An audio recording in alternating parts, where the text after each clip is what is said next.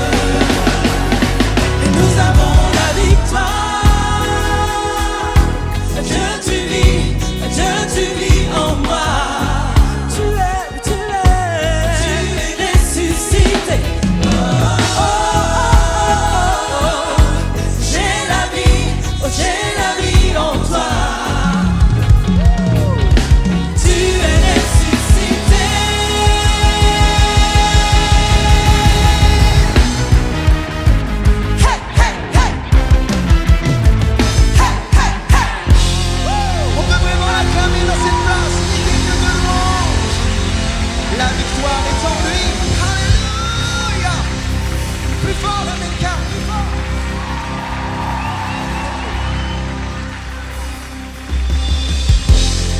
À la croix, tout a été accompli. À la croix, tout a été accompli. Jésus est venu pour porter toutes nos fautes. Et il nous a donné tout son amour. Et on va le chanter ensemble.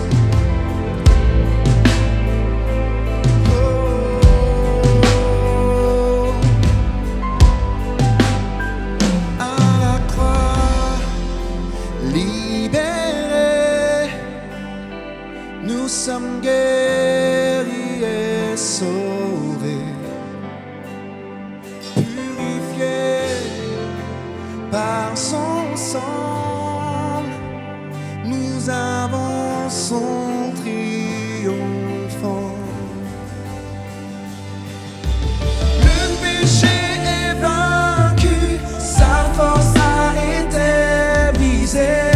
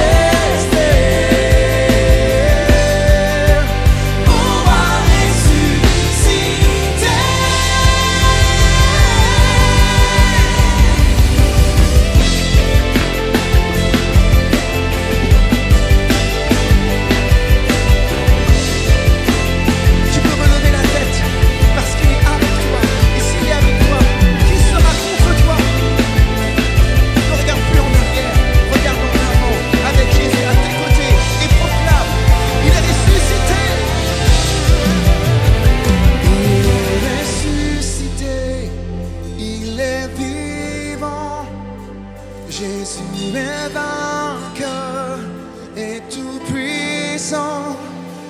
Il est ressuscité, il est vivant. Yes.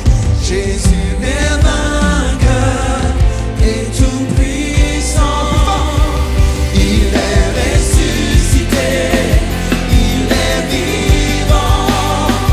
Jésus est vainqueur et tout puissant. Il est ressuscité, il est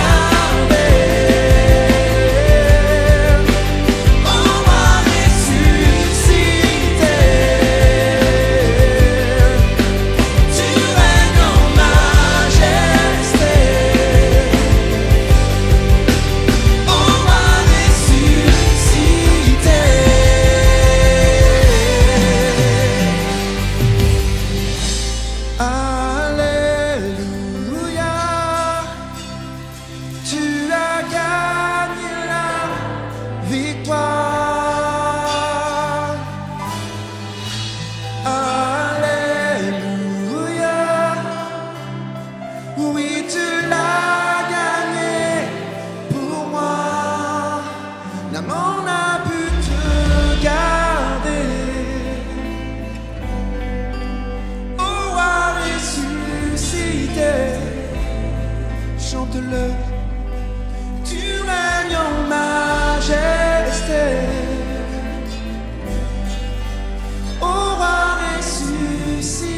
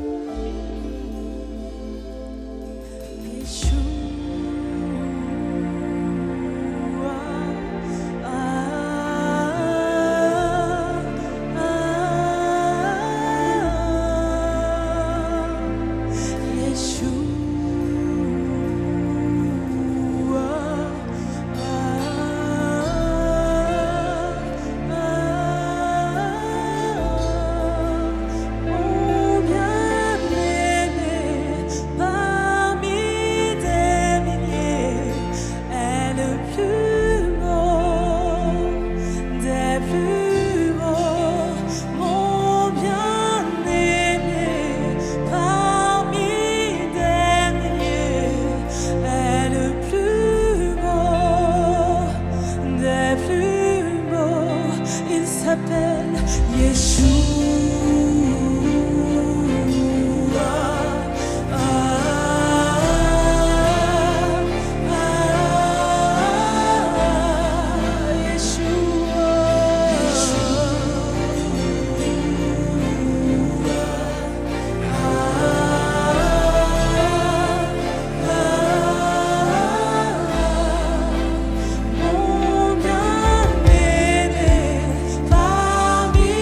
des milliers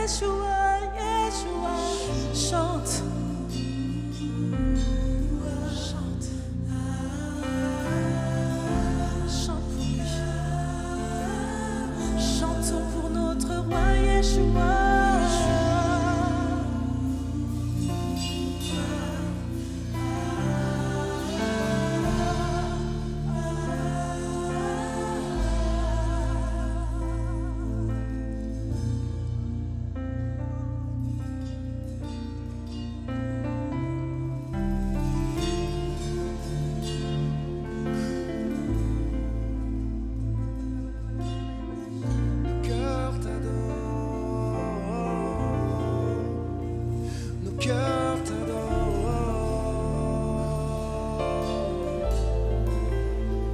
Nos cœurs t'adorent.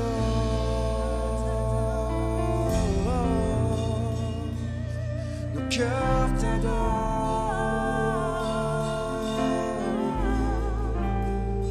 Nos cœurs t'adorent.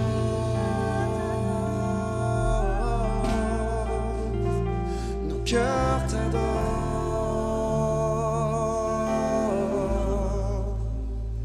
Nos cœurs t'adorent.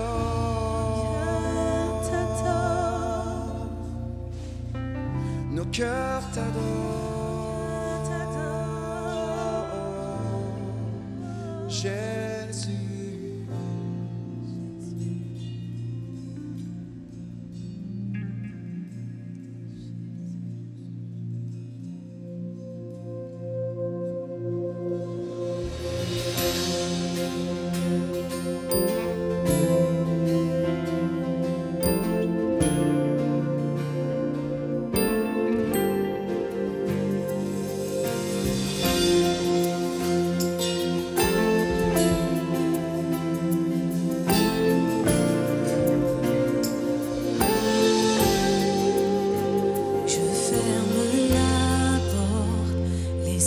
Derrière moi, mes soucis et mes distractions. Je ne veux qu'une seule chose, me centrer sur toi, te donner toute mon attention. Je suis né pour te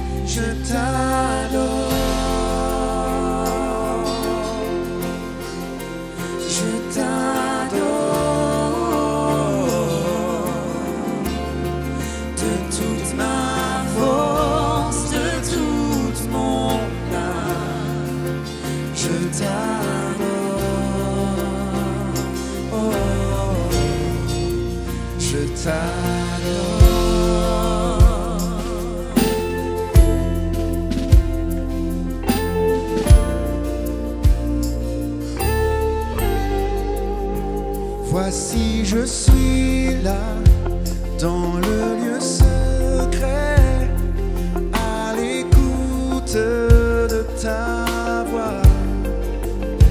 Je veux avec toi une intimité, loin des tumultes d'ici-bas. Je suis né pour te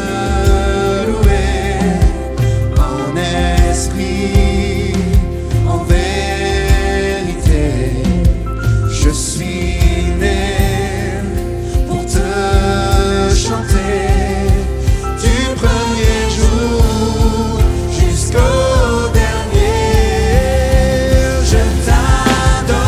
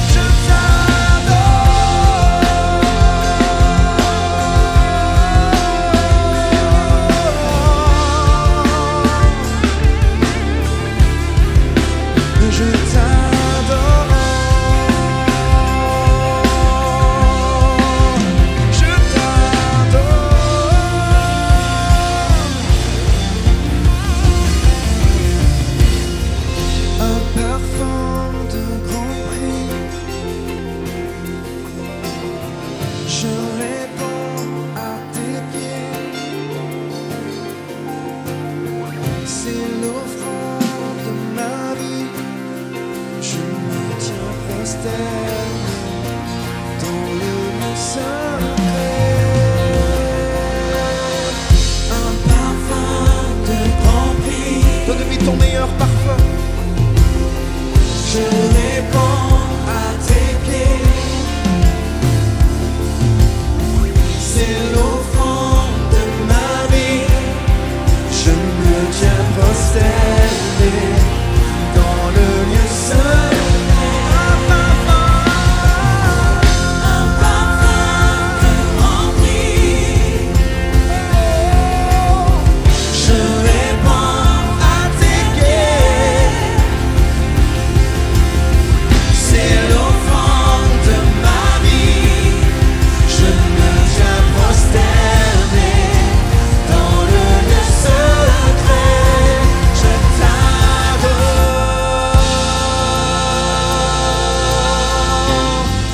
je t'adore. De toute ma force, de toute mon âme, je t'adore. Je t'adore. Je t'adore.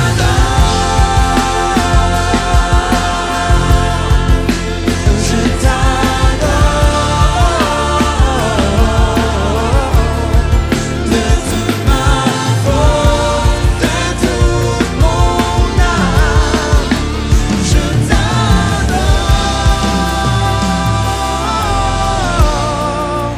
Je t'adore.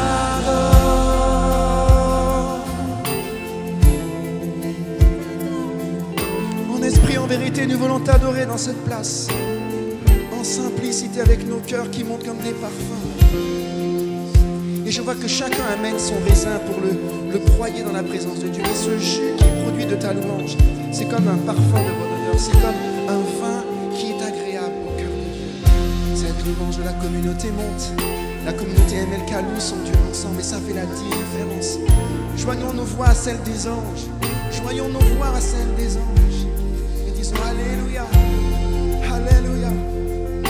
Alléluia. Alléluia.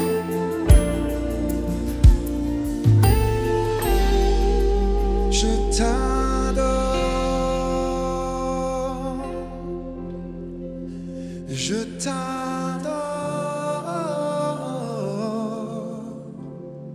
De toute ma Force de toute mon âme, je t'adore. oh, je t'adore.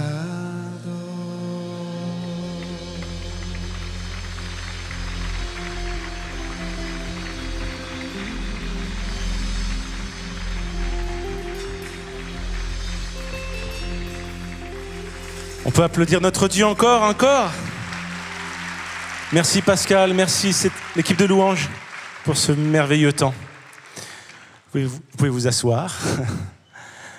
Soyez vraiment les bienvenus, Église MLK. Quelques annonces. Il y a un autre moyen de louer Dieu et de l'adorer, c'est en apportant aussi son offrande. Il y a moyen de le faire en allant sur le site jeveuxdonner.fr pour ceux qui sont en ligne et ceux qui sont là. Et également pour ceux qui sont là, il y a un accueil de finances juste à la sortie, à gauche, qui sont là pour recevoir vos dons en espèces, en chèques ou en carte bleue. Merci pour votre générosité. Maintenant, j'aimerais vous présenter l'orateur du jour. Alors, on va faire quelques petites devinettes, savoir si vous avez trouvé. C'est un ami depuis plus de 35 ans. Ça fait 35 ans un peu plus de 35 ans qu'on se connaisse, avant Internet, avant qu'Internet existe, vous vous rendez compte ? C'est quelqu'un qui fait partie aussi de l'équipe pastorale des MLK. Ah, j'ai entendu un prénom. Il est fondateur du Top Chrétien. Voilà, je vous demande d'accueillir Éric Sellerier.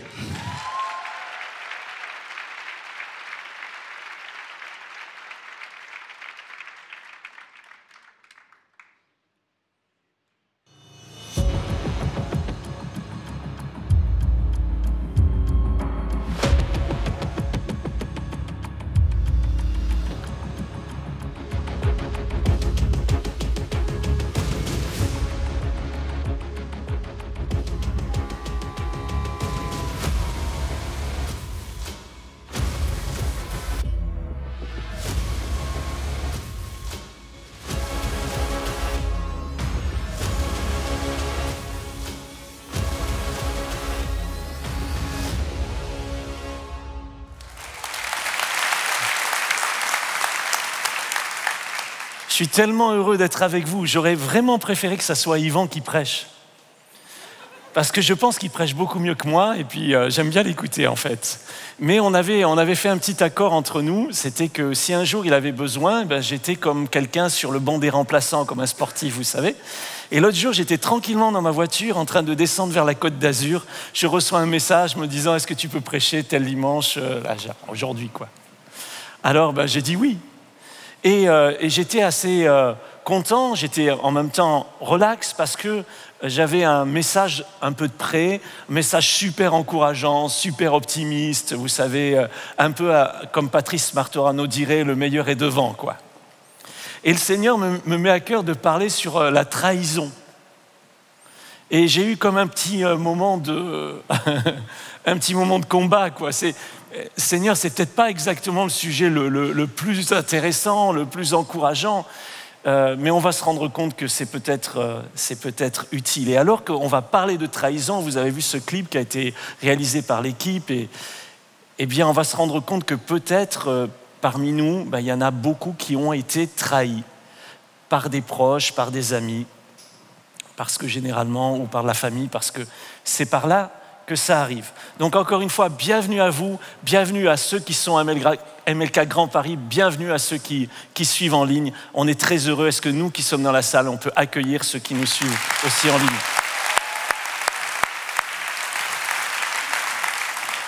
Bienvenue encore.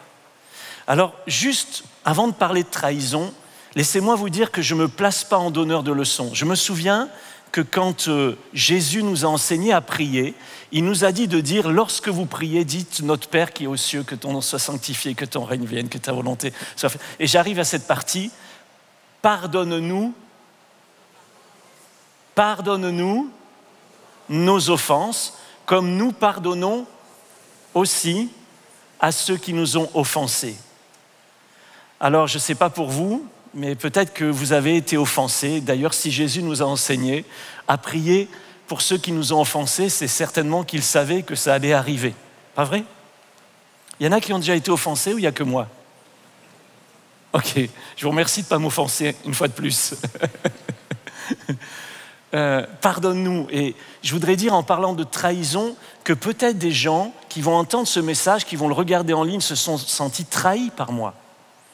Et je voudrais dire, je ne viens pas là pour donner des leçons, je ne viens pas régler des comptes, même si je vais partager des témoignages personnels. En aucun cas, je ne veux régler des comptes. Et si j'ai offensé quelqu'un qui me regarde, je lui demande pardon. D'accord? Sincèrement, ce n'était certainement pas intentionnel. Donc voilà, c'est posé. Ça va, vous êtes toujours là? Vous n'êtes pas trop stressé avec le début? Bon. Laissez-moi vous dire, il y a un chant qui m'a touché alors que je réfléchissais à ce message. Ce chant dit « Guéris mon cœur ». Et je me rends compte que beaucoup ont besoin de guérison intérieure. Certes, certains sont malades physiquement, mais d'autres sont malades dans leur cœur à cause de ce qui leur est arrivé, à cause de trahison, à cause de rejet. Et les paroles disent ceci, les mots s'envolent. Et alors qu'on est un peu dans la période là, de la Saint-Valentin, où certains déclarent leur flamme ou tout ça, pour certains, la période de la Saint-Valentin, c'est vraiment la mauvaise période. Les mots s'envolent, les vœux sont brisés et les promesses ne sont point tenues. Une famille divisée, l'amour déchiré, nuit après nuit, tant de larmes j'ai versé. Mes amis m'ont quitté et d'autres exigé bien plus que je ne pouvais leur donner. Mon cœur est meurtri, ma confiance trahie. Nuit après nuit, je me demande pourquoi. Peut-être que ces paroles résonnent dans ton cœur particulièrement. Et peut-être que tu as été trahi, ta confiance a été trahie. Alors juste, qu'est-ce que la trahison? On sait tous ce que c'est la trahison, mais juste pour rappel, c'est quand quelqu'un en qui tu as confiance te ment, te trompe. C'est une personne qui t'est proche et qui t'abuse, qui te blesse, qui met son propre intérêt en premier, et là tu es trompé, tu es abandonné, tu es rejeté. La trahison et le rejet marchent souvent ensemble. Mon épouse est là, Muriel, je t'aime. Et je l'ai emmenée en voyage de noces dans un endroit magnifique, c'est l'école biblique. Combien rêvent d'aller en voyage de noces dans un institut de théologie pour la Saint-Valentin là? Personne ne rêve de ça, c'est bizarre. Désolé ma chérie. Et franchement, c'était une erreur. Je dois vous dire, là, je me suis planté gravement. Ce n'était pas la seule fois. Je me suis planté. Et donc, j'avais un devoir de théologie à rendre. Alors, j'ai dit, on venait de se marier sous le soleil de Normandie, enfin, entre les gouttes de pluie, quoi. Et j'ai dit, allez, viens, chérie, je t'emmène. Et on est parti à l'école biblique. Et franchement, j'aimais bien être à l'école biblique et on avait plusieurs profs qui étaient super et on avait un prof particulièrement qui était excellent. Il était vraiment intéressant. Il était théologien et pratique en même temps. Et il rendait la Bible vivante. Bref, j'aimais ce prof-là. Et on allait à ses cours avec plaisir, ce qui n'était pas le cas avec tous les profs. Et lui, tout d'un coup, un jour, il disparaît. C'est-à-dire qu'on devait l'avoir en cours, il n'était pas là. Et puis la fois suivante, il n'était pas là.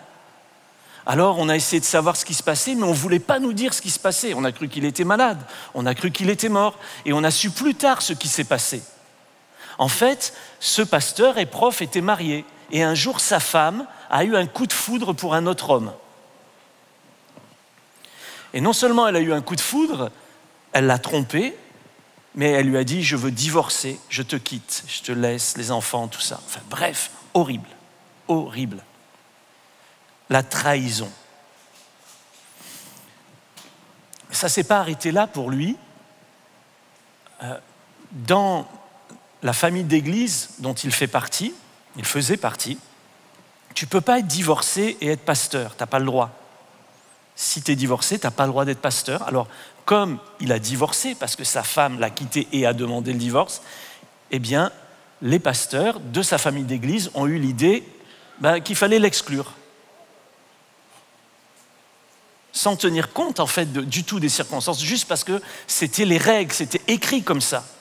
Alors, non seulement il a perdu sa femme, non seulement il a perdu son honneur, mais il a aussi perdu son ministère et son travail. Et c'est pour ça qu'on ne l'avait plus comme prof, parce qu'il était viré.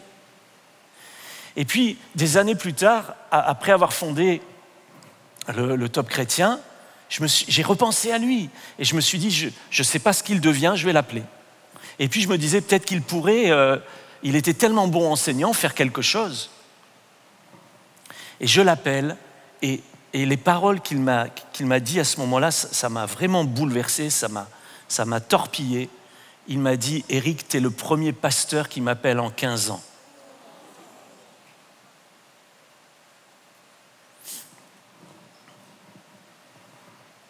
Et j'étais désolé, j'ai demandé pardon au nom de mes collègues et de moi-même, parce que j'avais quand même mis 15 ans pour passer le coup de fil, quoi. Et c'était, ça m'a montré, si vous voulez, qu'on peut être trahi et en plus exclu, et en plus rejeté, et en plus abandonné. Et je ne peux pas imaginer pendant toutes ces années, qu'est-ce qui a pu passer dans son cœur, quels sentiments se sont installés dans sa vie. Mais ce que je sais, c'est que Dieu est un Dieu de grâce et de restauration, et que si les hommes nous rejettent, nous mettent dehors, Dieu ne nous rejette pas. Amen. Et je ne veux pas vous faire la conclusion, mais aujourd'hui, il est pasteur de nouveau, il est marié et il est même président de sa famille d'église.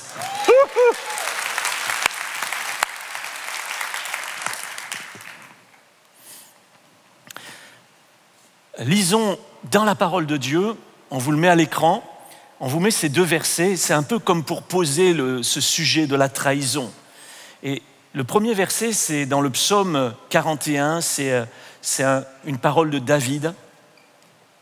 Et David dit « Mon meilleur ami Lisez bien avec moi ces mots. Mon meilleur ami lui-même, celui en qui j'avais confiance, avec qui je partageais mon pain, s'est tourné contre moi. Alors là, vraiment, on a une définition biblique de la trahison. Et non seulement c'est arrivé à David, mais c'est une parole prophétique, puisque l'ami dont il peut être question dans ce verset, avec qui quelqu'un partageait son pain, ça nous fait bien sûr penser à Judas par rapport à Jésus. Jésus qui partage son pain avec son ami. Alors là, on n'a pas le temps de rentrer dans la trahison de cet ami, mais Achitophel était conseiller du roi David, c'était son premier conseiller, c'était son plus proche conseiller, et quand Absalom a trahi son père David en voulant être roi à sa place, alors il a entraîné des soldats avec lui, mais le principal conseiller, le proche ami, le proche conseiller de David a décidé de suivre Absalom et de trahir David. Et même, il a essayé d'organiser une petite vengeance, une petite vendetta, histoire de faire tuer David si possible. Donc David sait de quoi il parle quand il parle de trahison. Alors certes, il y avait une raison à ça, et si on creuse un petit peu dans la Bible, dans la vie de cet homme-là qui a trahi, on se rend compte en fait qu'il était le grand-père d'une femme célèbre de la Bible, Bathsheba. Vous vous souvenez avec qui David couche? Bathsheba, il fait tuer son mari. Et là, les gens trahis ont tendance à trahir les gens. Les gens trompés trompent les gens blessés blessent les gens. Et souvent, il y a une origine, il y a une racine à une trahison. Est-ce que ça t'est arrivé? Est-ce qu'il y en a qui sont là et leur meilleur ami les a abandonnés, les a trompés? Il y en a? Oui, il y en a. Et puis ce deuxième verset qui se trouve dans Job 19, 19, « Tous ceux à qui je confiais mes secrets m'ont en horreur. » Enfin là encore, c'est fort quoi. Hein. Tous ceux à qui je confiais mes secrets, ils m'ont en horreur. Ceux que j'aimais se sont tournés contre moi. Et c'est ça qui est dur dans la trahison. C'est qu'il y a eu de la confiance, il y a eu des secrets qui ont été partagés, il y a eu de l'amour qui a été donné. Et c'est comme si ça n'avait plus aucune valeur, comme si ça n'avait jamais existé. Et Job, il est passé par une épreuve terrible. Le diable était jaloux de Job. Et donc le diable est venu accabler, attaquer Job. Job a perdu ses enfants, il a perdu ses biens, il a perdu sa santé. Et ce qui lui restait, c'était sa femme et ses amis. Il n'avait plus rien, plus rien. On dit même pauvre comme Job. Et Job, sa femme lui dit maudit Dieu et meurt. Et ses amis viennent le voir. Ils sont très spirituels, ses amis. Oh Job, si t'arrive ça, t'as dû faire vraiment des grosses bêtises avec Dieu. On n'a pas besoin d'ennemis hein, quand on a des amis comme ça, pas vrai? Et puis là, ses amis connaissent ses secrets. Qu'est-ce que ça veut dire? Ça veut dire que les secrets, ils vont pouvoir les partager. Alors heureusement, il n'y avait pas Facebook ou Instagram à l'époque. Hein. Sinon, il y avait droit, le pauvre Job. La chose la plus triste dans la trahison, la plus triste, c'est qu'elle ne vient jamais d'ennemis. Elle vient toujours de ceux en qui vous avez le plus confiance. Les ennemis, ils vous persécutent, ils vous calomnient, ils vous jugent. Les amis vous trahissent. Alors, puisqu'on est là ensemble, j'aimerais faire un petit sondage. Si vous avez votre téléphone avec vous, et si vous avez du réseau, certains en ont, ça dépend de votre... désolé pour ceux qui n'en auront pas. Prenez votre téléphone et on va se rendre sur ce site-là, menti.com. Vous pouvez essayer de scanner aussi le QR code, mais si c'est un peu loin pour vous, simplement vous allez sur le site menti.com. C'est pour voir si vous allez mentir. Non, il s'appelle comme ça, désolé, mais ça n'a rien à voir avec le mensonge. Et vous entrez ce code 64 45 73 75, ok? Et ce que je vais faire, c'est que, et Vous pouvez répondre tranquillement, d'accord? L'idée, ce n'est pas de savoir qui répond quoi, mais on va essayer de voir si dans ce lieu, et aussi pour vous qui suivez en ligne, si on a des gens qui ont été trahis. Okay? Et qu'est-ce que ça représente comme proportion de l'audience que nous sommes? Vous êtes prêts? Menti.com, allez, si vous avez un smartphone et une connexion, faites-le, et ça va rendre service à tout le monde. 64 45 73 75, et c'est bon? Ah, vous avez un petit cœur qui apparaît ou pas? Appuyez sur le petit cœur. Ce matin, au culte, j'ai posé cette question. Hier, au culte, j'ai posé la même question. Et en fait, dans l'assistance, dans ceux qui ont répondu, plus que 80% ont répondu « j'ai été trahi ». Ça veut dire que 8 personnes sur 10, là, autour de vous, regardez autour de vous, ceux qui sont là, 8 personnes sur 10 ont le sentiment ou ont déjà été trahis par quelqu'un. Et ensuite, j'ai posé cette question, qui est-ce qui t'a trahi? Alors le but, ce n'était pas d'avoir un nom, hein, ce n'était pas d'avoir une personne, mais la question d'après, c'était par qui as-tu été trahi? Et ce qui ressortait le plus souvent, je demandais est-ce que c'est un ami ou est-ce que c'est un membre de ta famille, est-ce que c'est un père, est-ce que c'est une mère, est-ce que c'est un pasteur? Et ce qui venait le plus souvent, c'était ami, père, mère, pasteur, chrétien. Donc, on peut ranger les téléphones parce que maintenant j'ai peur que vous fassiez autre chose avec.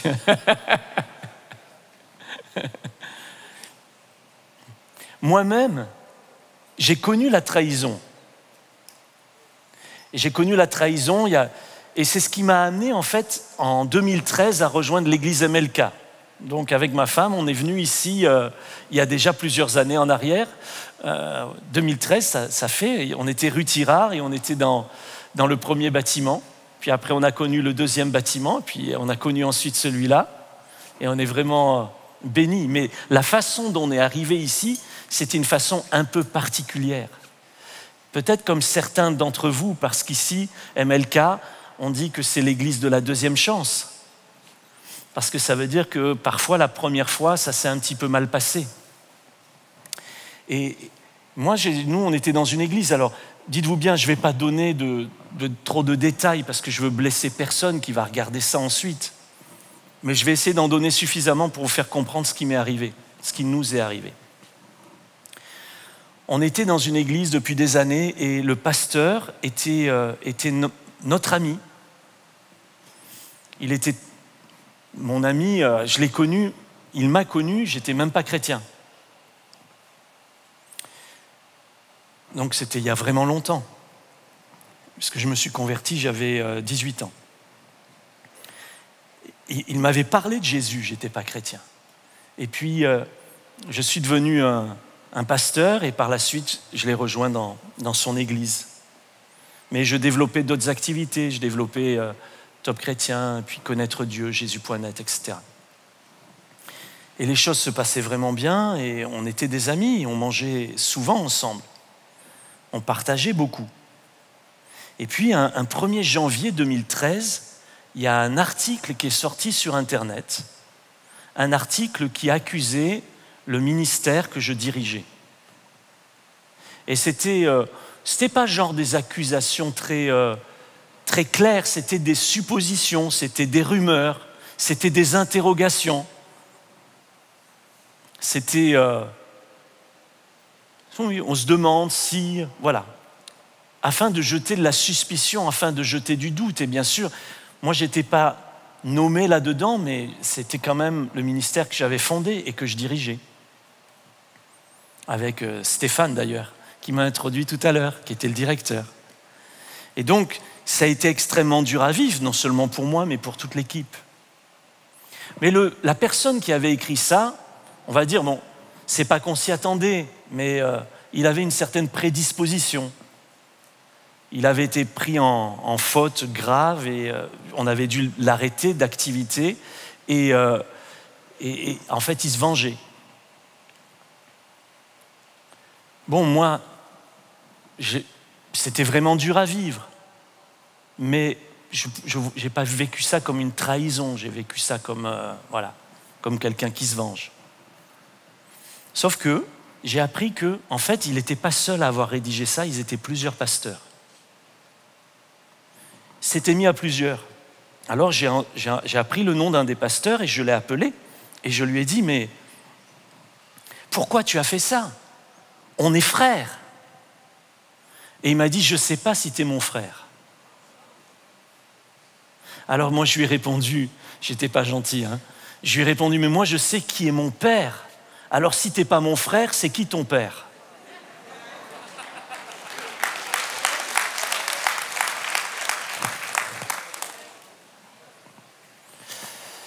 Mais ça ne s'est pas arrêté là. J'ai appris que mon pasteur avait participé à ça. Il avait corrigé l'orthographe, histoire qu'il n'y ait pas de faute. Sauf qu'il ne m'en avait pas parlé, il ne nous en avait pas parlé. Et quand c'est sorti, il l'a même imprimé, il l'a donné à des gens dans l'église, mais sans que nous, on soit au courant. Alors je me suis senti trahi. Alors bien sûr que je lui ai parlé et puis lui a donné des explications comme il a pu.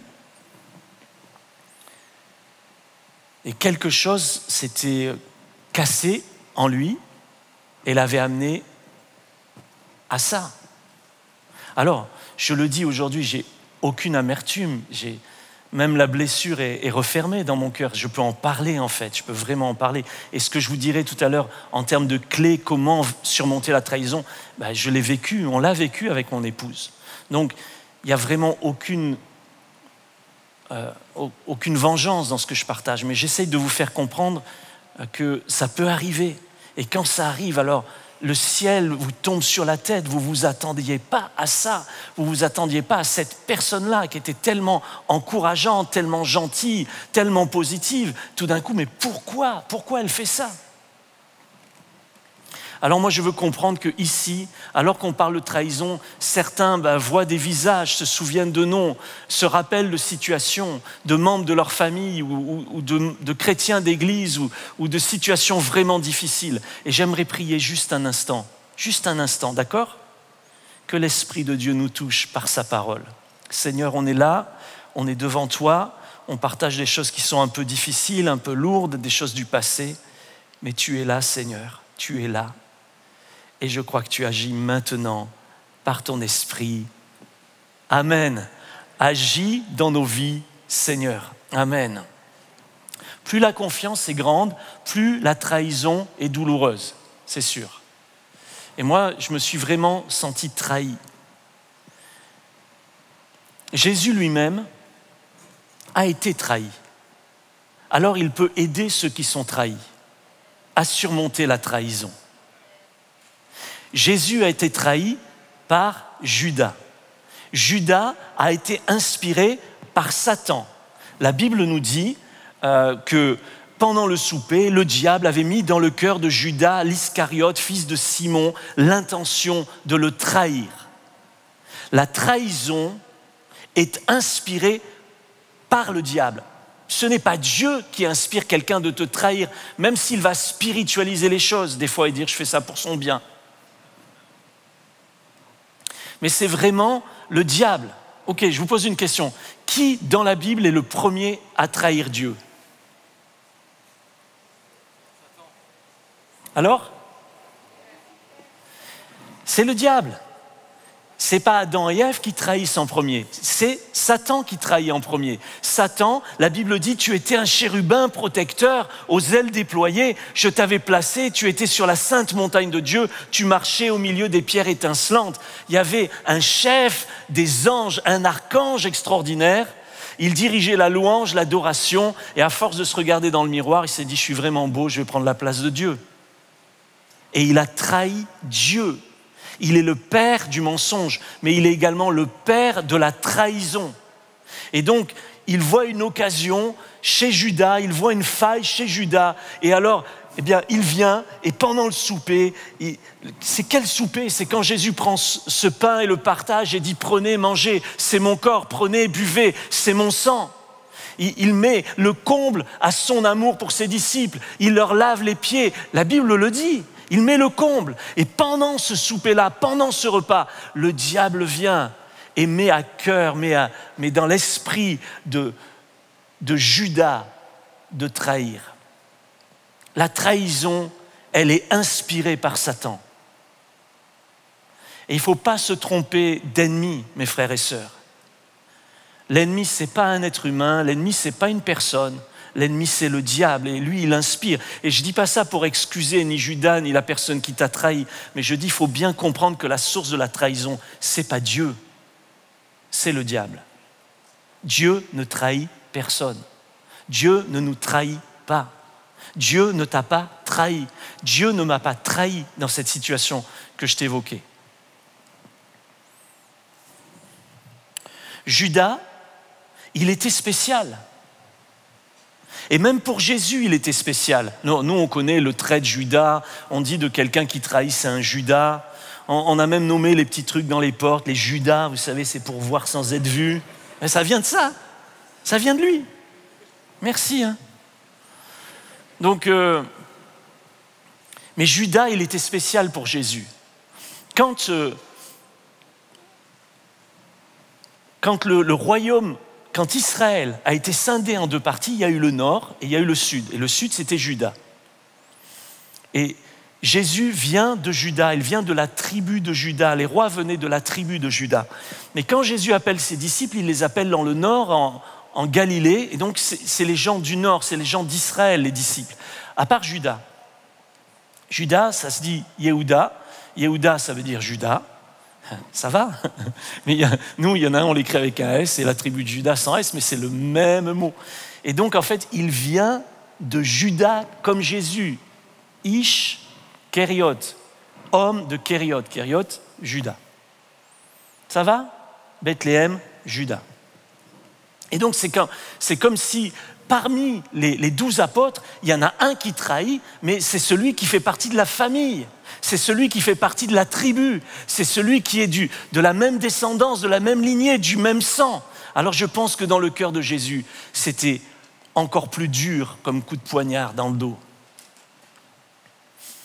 N'importe lequel des disciples, ça aurait été dur. C'était quand même un disciple, c'était un apôtre. Je ne vous appelle plus serviteur, je vous appelle ami. Je vous partage mon corps, mon sang, je vous lave les pieds, et paf.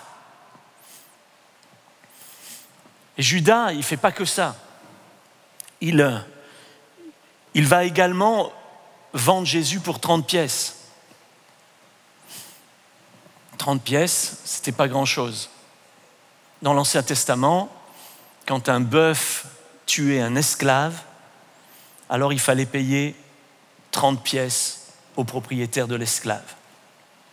C'était la valeur d'un esclave. En Mésopotamie, 30, c'était le chiffre pour dire ça vaut rien, c'est une demi-mesure, c'est une demi-portion. Le chiffre complet, c'était 60. Ça donnait 60 minutes, 60 secondes, 360. Voilà, ça vient de là. Et 30, c'était la moitié. Vendre Jésus pour 30 pièces, c'est dire je le méprise. Et comme pour mettre un peu le comble à son amour, à lui, Judas, il va livrer Jésus en venant l'embrasser. Ça vous montre ce que c'est la traîtrise. Et imaginez ce que ça fait dans le cœur du Seigneur. Il vient l'embrasser. Jésus dira, Judas, est-ce en l'embrassant que tu trahis le Fils de l'homme ?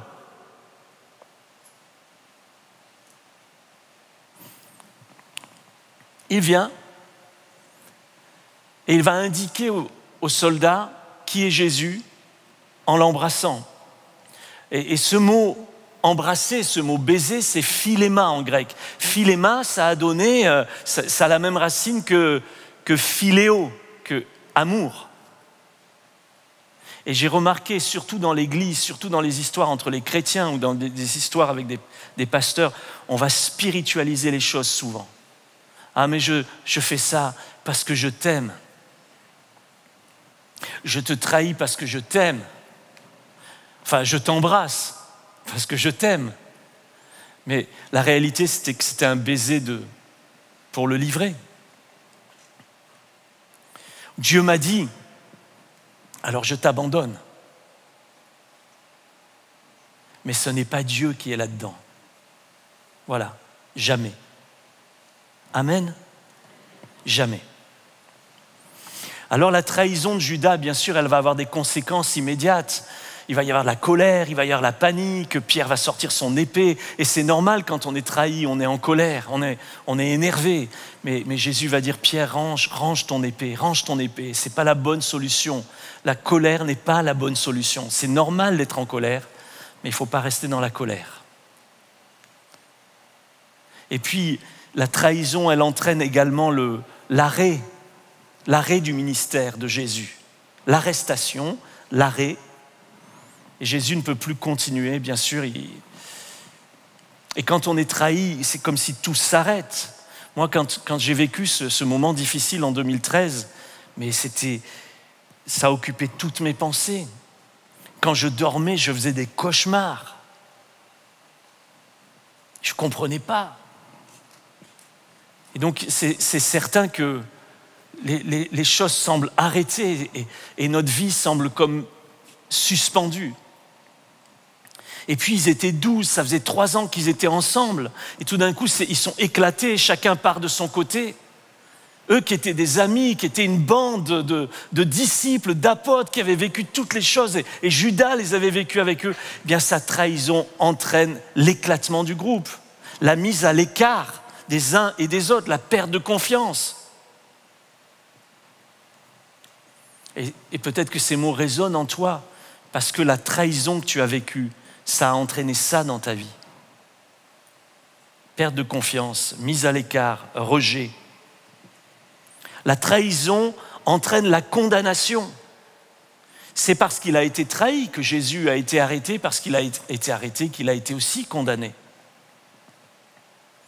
Alors on peut dire oui, mais le plan de Dieu, il allait s'accomplir, etc. C'est vrai, ça c'est vrai.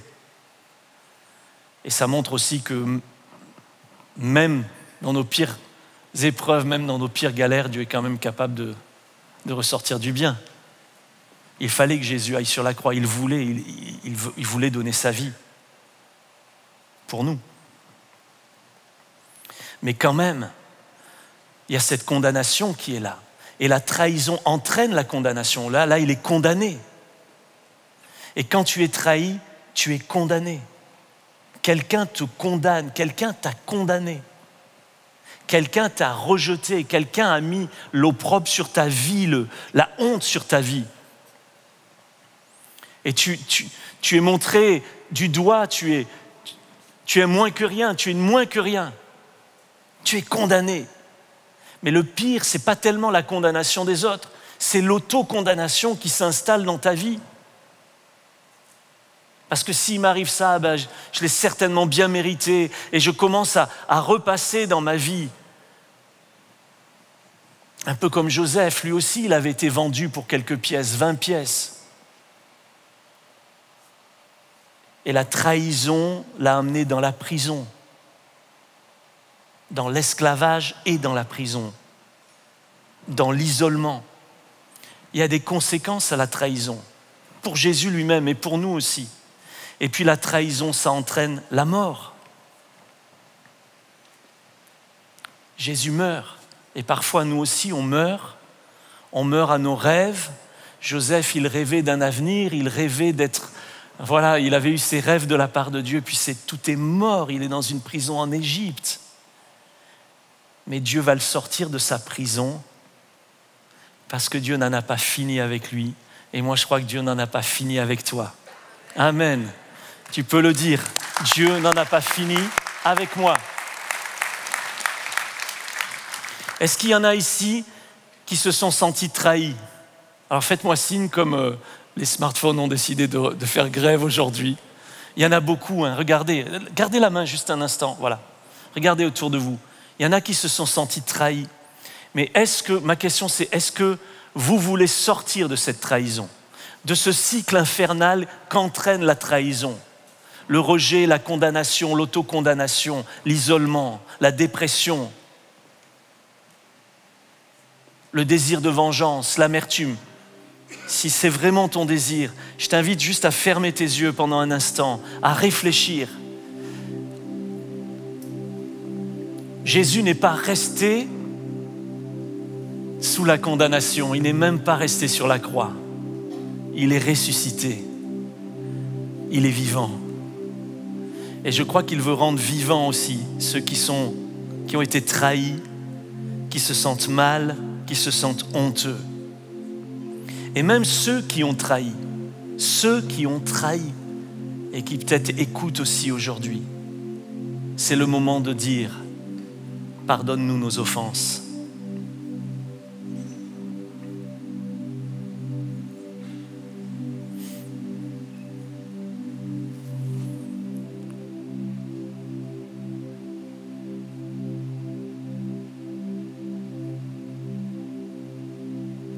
Comme nous pardonnons aussi.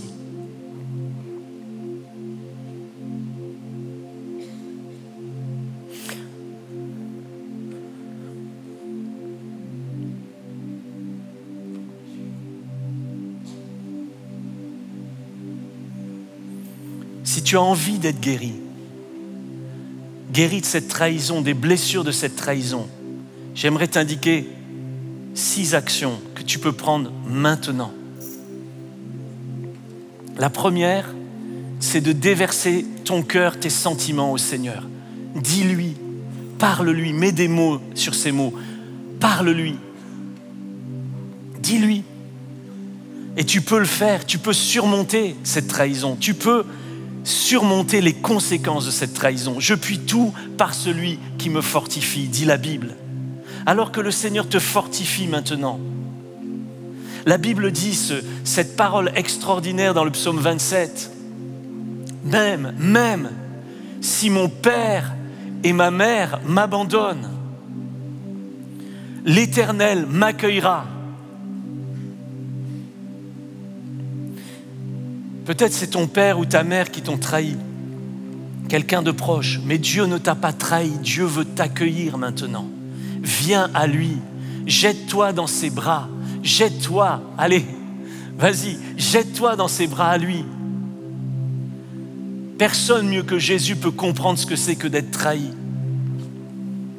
Deuxièmement, ne laisse pas des émotions négatives contrôler ta vie. La Bible dit, veillez à ce que nul ne se prive de la grâce de Dieu, à ce qu'aucune racine d'amertume ne produise des rejetons. Et si l'amertume s'est installée dans ta vie, alors ne laisse pas ces sentiments contrôler ta vie. Il y a mieux pour toi. Amen. Il y a un avenir pour toi. Amen. Troisièmement, lâche prise. Oublie ce qui est en arrière. La Bible dit, frère, je fais une chose, oubliant ce qui est en arrière et me portant vers ce qui est en avant, je cours vers le but. Accepte de laisser le passé là où il est, en arrière. Amen. C'était peut-être il y a quelques mois ou quelques semaines ou quelques années, mais laisse le passé derrière toi. Tu ne peux pas conduire ta voiture en regardant tout le temps le rétroviseur, pas vrai? Tu ne peux pas conduire ta vie non plus comme ça. Alors Seigneur, je laisse le passé, je laisse ce qui est en arrière. Ne laisse pas, quatrièmement, ne laisse pas le passé déterminer ton avenir. Ce n'est pas parce qu'il t'est arrivé ça qu'il t'arrivera toujours ça.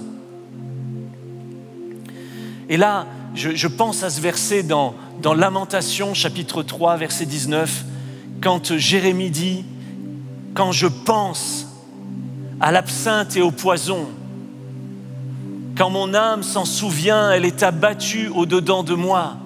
Voici ce que je veux repasser sur mon cœur. Ce qui me donnera de l'espérance, c'est que les bontés de l'Éternel ne sont pas épuisées. Ses compassions ne sont pas à leur terme. Oh, que ta fidélité est grande. » Pourquoi est-ce qu'il pense à l'absinthe? C'est quoi l'absinthe? C'est une drogue. Pourquoi il pense au poison? Parce qu'il pense à mourir.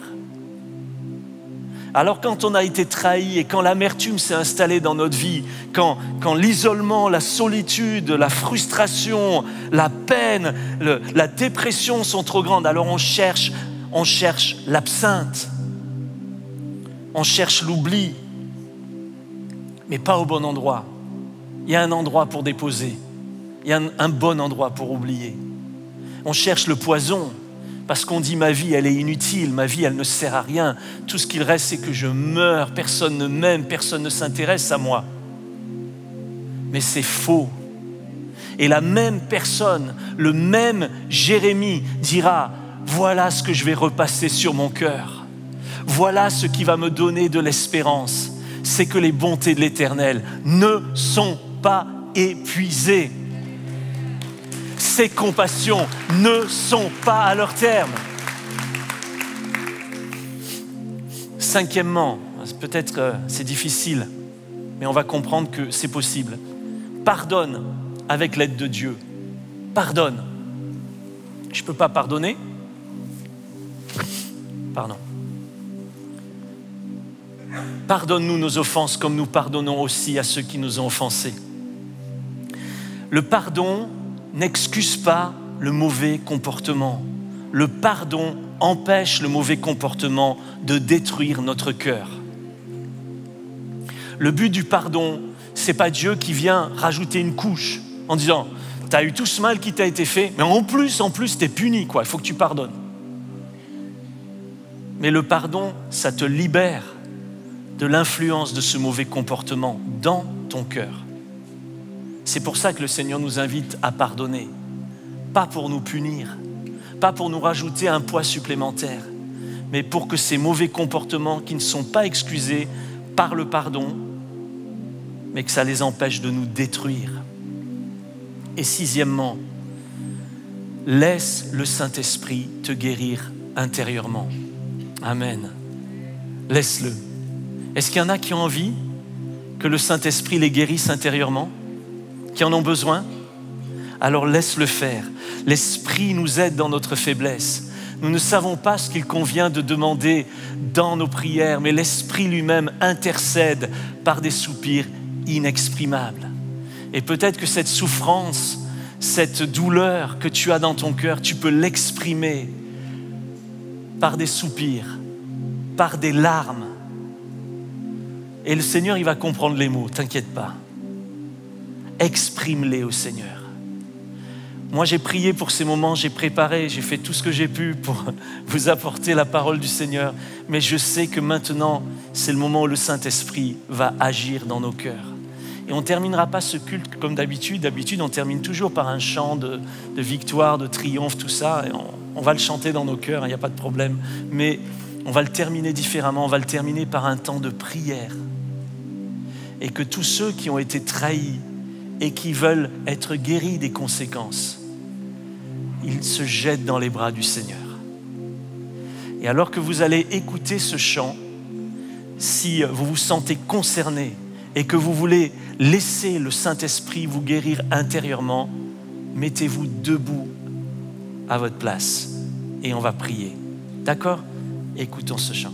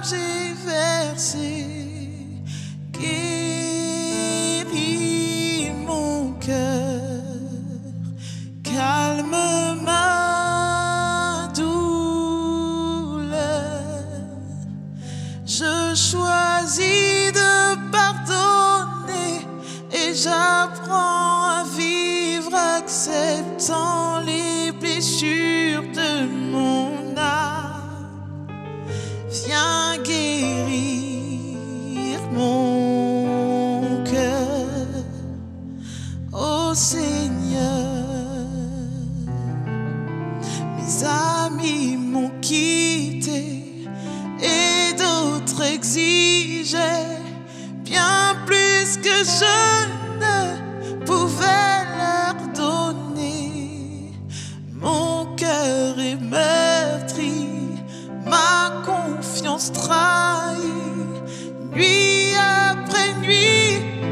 je me demande pourquoi. Si tu te demandes pourquoi, viens les déposer, ces pourquoi, aux pieds du Seigneur. Viens les poser maintenant. Vous qui êtes debout, je vous invite à vous approcher et on va avoir un temps de prière ensemble. On a la place là devant. Sortez juste de vos rangs et venez déposer au Seigneur. Venez apporter. Voilà, venez lui parler. Commencez à lui parler. Venez bien devant. On a beaucoup de place devant. Et avec les équipes de prière, on voudrait prier avec vous. On voudrait prier pour vous. Et que le Seigneur guérisse. Je crois que le Seigneur est là et ceux qui ont été trahis, qui sont tellement meurtris, qui sont encore tellement blessés, c'est le moment de la guérison, c'est le moment favorable. Tu ne vas pas rester dans cette situation, tu ne vas pas rester dans cette mort intérieure. Le Seigneur t'appelle à la vie et à la vie en abondance. Jésus a dit, je suis venu pour que mes brebis aient la vie et la vie en abondance. On peut encore s'approcher, on peut se serrer un petit peu plus. Merci. Reçois la vie du Seigneur. Là où vous êtes sur le devant, commencez à lui parler, commence à lui dire, voilà, mets des mots, Seigneur, voilà ce qui m'est arrivé, voilà, mais je viens vers toi et je comprends, je le dépose à tes pieds. Je ne veux plus vivre avec ce fardeau, je ne veux plus vivre avec cette angoisse continuelle, avec ce sentiment de rejet qui s'est installé comme si je ne valais rien. Mais je viens le déposer, je viens l'abandonner. J'abandonne ça, Seigneur, je l'abandonne à tes pieds. Et le Saint-Esprit est là et commence à agir, à te toucher, à te visiter, à te guérir. Amen. Amen. Alors qu'on rechante, on continue ce chant, commencez à déverser vraiment votre cœur. Là, c'est à vous. Vous êtes venus, vous êtes courageux d'être venus sur le devant. Vous êtes courageux parce que vous dites, j'ai été trahi, mais je veux régler ça, je veux vraiment m'en sortir, je veux le régler. Alors maintenant, je vous invite à une action supplémentaire de parler au Seigneur, de le lui dire. Et pendant ce chant et pendant le chant suivant, le Saint-Esprit est là et c'est lui qui exerce le ministère dans ta vie. Il est le consolateur. Amen. Il te console, il cicatrise tes plaies, il te guérit. Il passe dans ta vie maintenant. Guéris mon cœur, calme ma douleur. Je choisis de pardonner et j'apprends à vivre acceptant les blessures.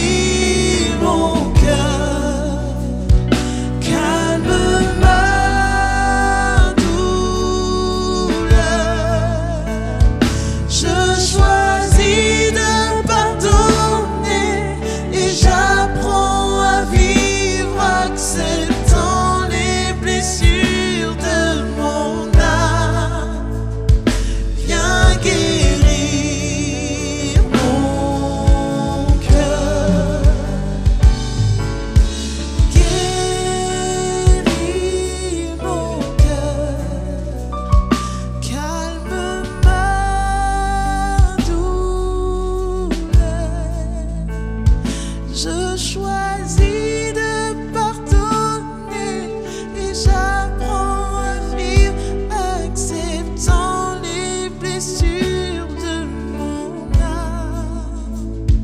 Viens guérir mon cœur.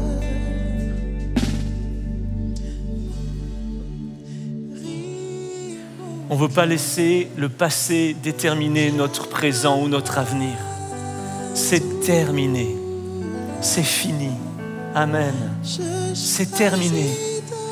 La trahison est arrivée, mais elle n'a plus d'effet. Elle n'a plus d'effet dans ta vie. Elle n'a plus le droit de régner, de siéger dans ton cœur. Oui, c'est arrivé. Mais maintenant, c'est fini, c'est terminé, c'est passé. Les choses anciennes sont passées. Toutes choses deviennent nouvelles. Amen. On choisit la vie et non la mort. Choisis la vie et non la mort. La réponse n'est pas dans l'absinthe, n'est pas dans l'addiction, n'est pas dans le poison. La réponse, elle est en Jésus, qui a été trahi, qui a été tenté comme nous en toutes choses et qui peut secourir ceux qui sont tenté, trahi. Amen. Et il est là, le Seigneur, et il agit maintenant. Et avant qu'on chante ce chant suivant dans lequel on va s'abandonner vraiment au Seigneur, je m'abandonne à toi, je m'abandonne. Peut-être que juste on peut répéter, vous pouvez répéter cette prière avec moi si vous voulez bien. Mon Père, je viens vers toi maintenant, tel que je suis. Avec mes fardeaux, avec cette trahison, avec ces rejets de ceux qui étaient proches de moi. Si mon père et ma mère m'abandonnent, tu ne m'abandonneras jamais. Tu es mon Père. Tu m'aimes. Merci de guérir mon cœur. Au nom de Jésus, je te confie ma vie, mon avenir est dans tes mains. Je le crois, je ne serai plus jamais le même, la même. Amen. Amen. Oh. Amen. Je vous félicite de tout cœur, vraiment. On peut rester là devant. On s'abandonne encore entre les mains du Seigneur. Les équipiers vont prier aussi avec vous. Alors on prend le temps. Si certains doivent partir, il n'y a pas de problème. Soyez bénis. Et on prend le temps là, dans la présence du Seigneur. Merci à vous.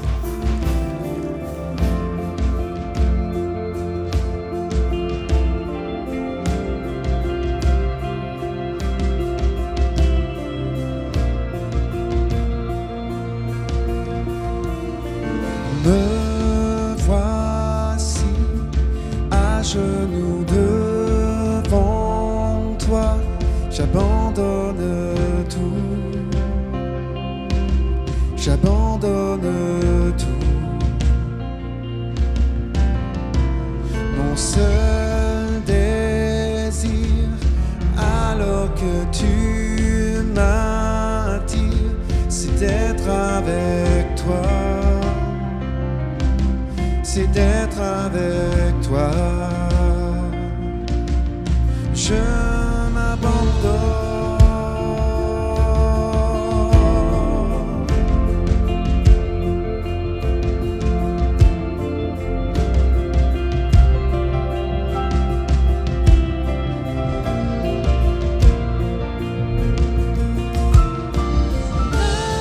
Ta grâce vient inonder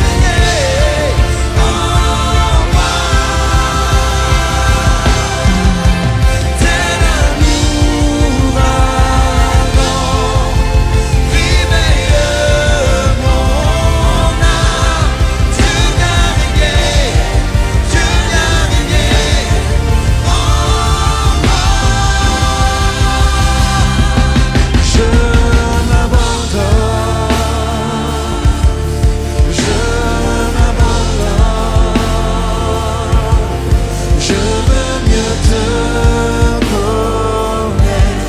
Je veux mieux te connaître. Je m'abandonne. Je m'abandonne. Je veux mieux te connaître. Je veux mieux te connaître.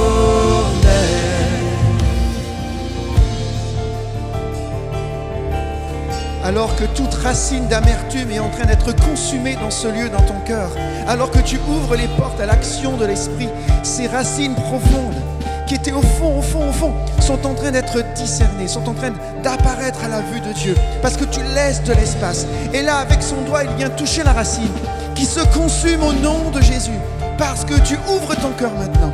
Et je te le dis, ouvre ton cœur maintenant, ouvre-le complètement, que toutes les racines d'amertume soient consumées dans ce lieu. Pas les 3/4 des racines, mais toutes les racines jusqu'à leur pointe. Maintenant, dans le nom de Jésus, je le proclame. Un temps de vie, un temps de vie, un temps de vie où les racines d'amertume sont consumées. Il y a un avant, il y a un après. Alléluia, alléluia. Une dernière fois, je m'abandonne.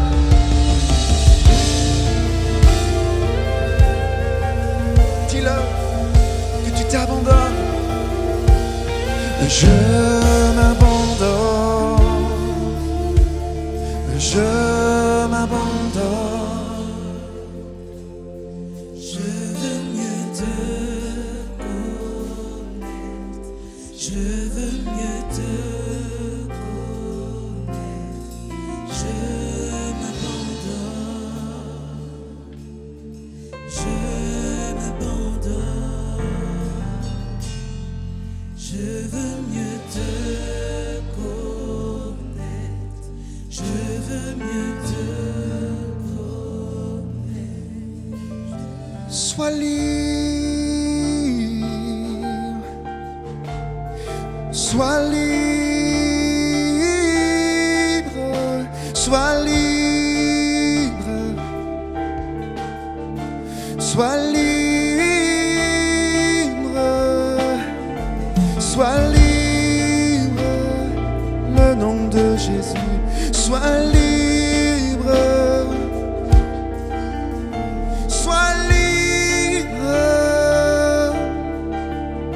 sois libre, sois libre. Toute pression, toute oppression lâche au nom de Jésus. Et les choses anciennes sont passées et toutes choses deviennent nouvelles, toutes choses deviennent nouvelles.